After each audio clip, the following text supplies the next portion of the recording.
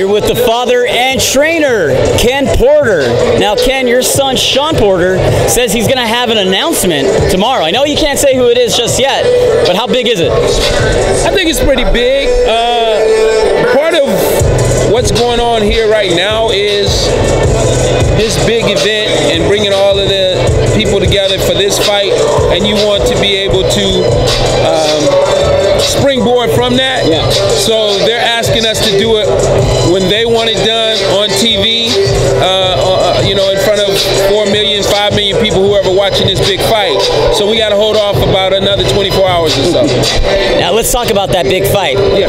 Keith Thurman versus Danny Garcia. Now you are familiar, you and your son are familiar with Keith Thurman, a fight that could have gone either way. Yeah. How do you see this fight playing out?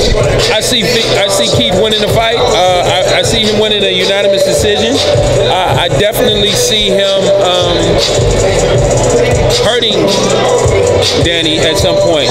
I don't think it's a stoppage, but I think that he will have a decisive advantage where the power is concerned, decisive advantage with his movement, and I think that him going through that life and death battle with Shawn has sharpened him up.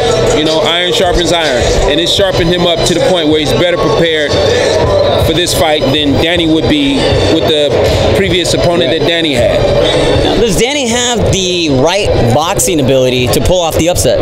Yeah, absolutely. Danny has the ability to pull off the upset. I'm just leaning towards Keith in the fight, but you know, it's a 50-50 fight. But I think there are some advantages with the movement on Keith's behalf, and also with the power. Now, I know Sean and yourself are fight fans. I know you guys have attended many fights as fans, but are you guys here scouting the fight to see who you might take on as the winner?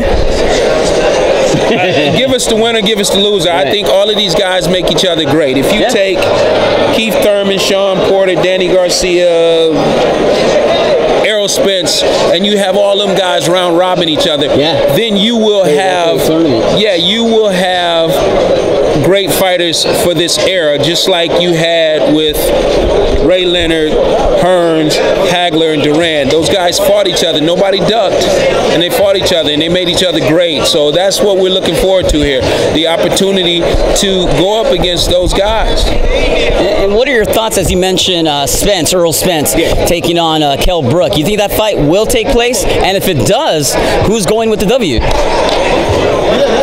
I spoke with Errol today, and he told me it's definitely taking place. He said he's already signed his contract.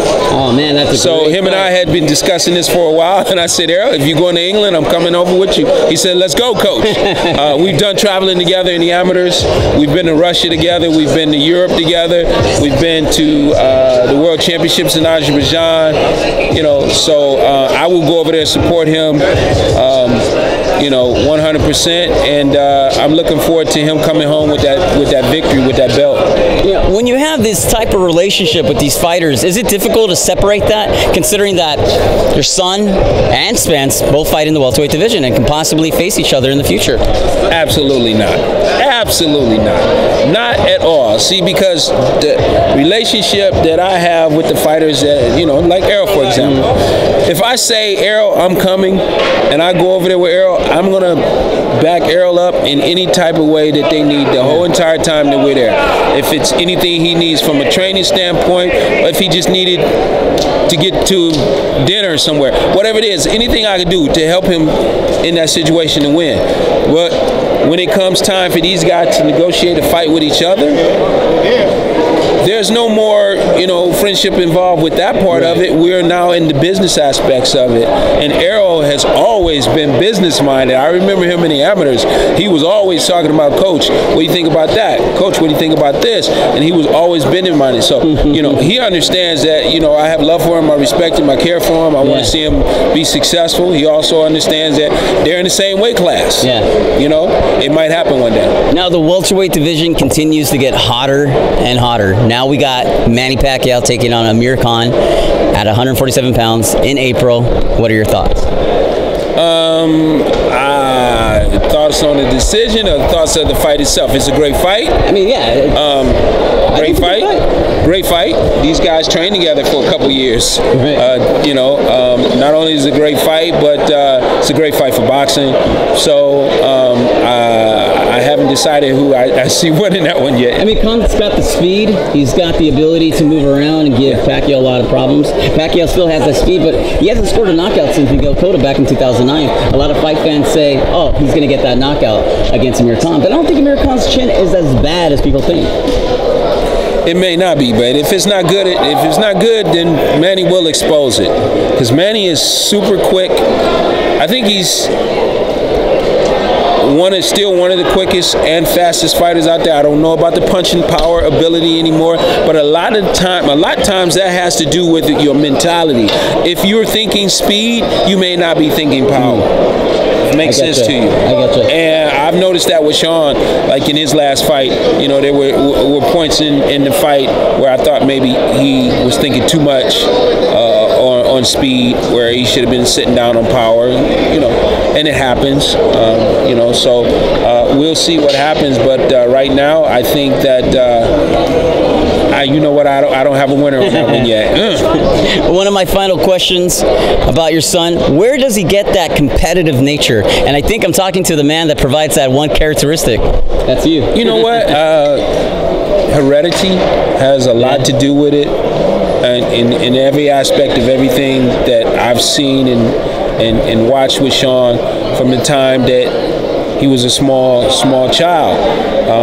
The athletic abilities and the intense fighting style is directly attributed to me, but his mother's personality, a very quiet, soft-spoken person. So outside of the ring, he's this very quiet, soft-spoken person. So I see that, she sees that, and we just say, you know, he's got the best of both, and we're happy with that because he doesn't take what he does in the ring outside it, and the personality he has outside of the ring, you know, as a nice, easygoing person, he leaves that and he turns into a beast when he gets in the ring. So it works out really well for him. I mean, there's no doubt. It's a great combination. You got a guy who is a beast inside the ring, like you said, but has that really just easygoing. He's willing to sign autographs. He's willing to take photos. He's willing to do interviews. It's a great combination. Yeah, he's willing to spend time with kids and give back and do things that you look and you say to yourself, you know, I wish my child would grow up to be like that. So he's a great role model, and I'm happy to be able to say that. He's a monster. I'm happy to be able to say that. Yeah. All right, Ken. Well, we look forward to your announcement tomorrow. I'm going to be there. Yeah. All right. Thanks a lot. All right. Good to see you. You too.